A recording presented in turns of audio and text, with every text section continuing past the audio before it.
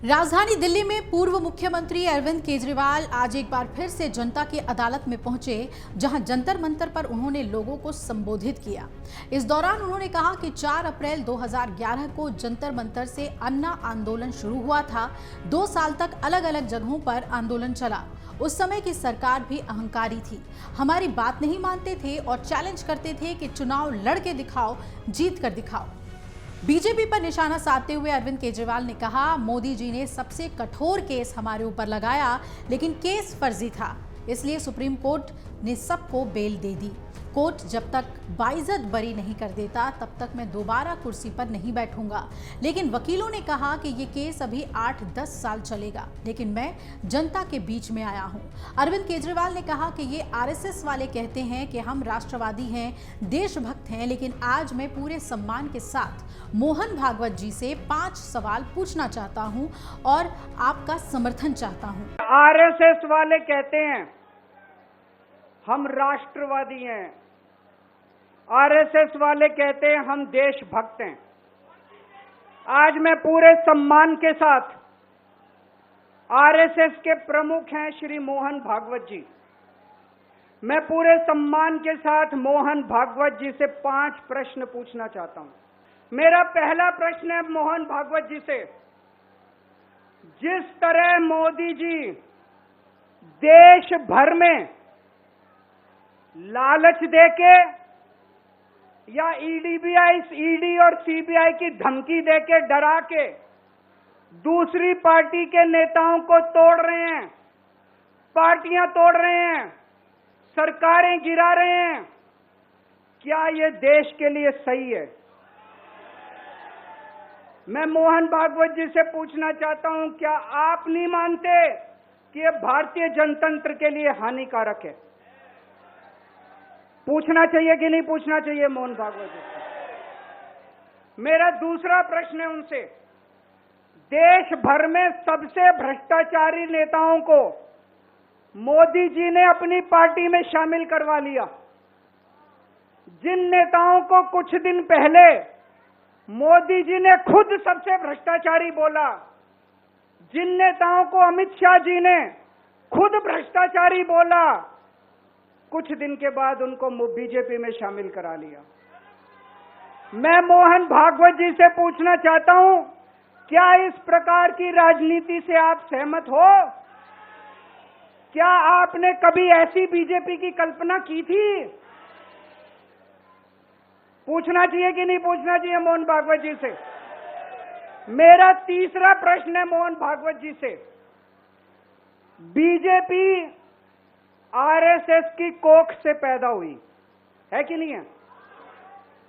कहा जाता है ये देखना आरएसएस की जिम्मेदारी है कि बीजेपी पथभ्रष्ट ना हो। मैं मोहन भागवत जी से पूछना चाहता हूं, क्या आप आज की बीजेपी के इन कदमों से सहमत हैं?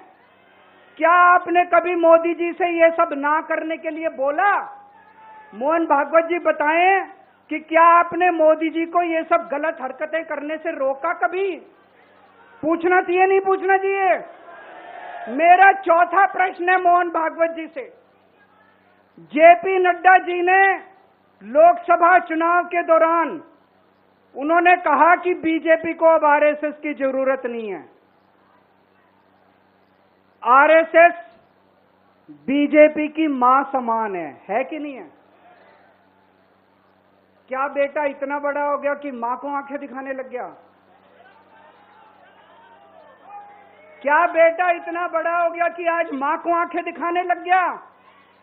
जिस बेटे को पाल पोस के बड़ा किया, जिस बेटे को प्रधानमंत्री बनाया, आज वो बेटा पलट के मां को अपनी आंखें दिखा रहा है। मातृतुल्य संस्था आरएसएस, आज वो बेटा अपनी मातृतुल्य संस्था को आंखें दिखा रहा है। मैं मोहन भागवत जी से पूछना चाहता हूं, जब नड्डा जी ने ये कहा तो आपके दिल पे क्या गुजरी, आप जरा बताइए इस देश को। क्या आपको दुख नहीं हुआ? मैं आरएसएस के हर कार्यकर्ता से पूछना चाहता हूं, जब नड्डा जी ने कहा कि हमें आरएसएस की जरूरत नहीं है, क्या आरएसएस के हर कार्यकर्ता को दुख नहीं हुआ? मेरा 5वां प्रश्न मोहन भागवत जी से मैं कहना चाहता हूं, आप ही लोगों ने मिलकर कानून बनाया था कि 75 साल के होने पे कोई भी व्यक्ति रिटायर होगा।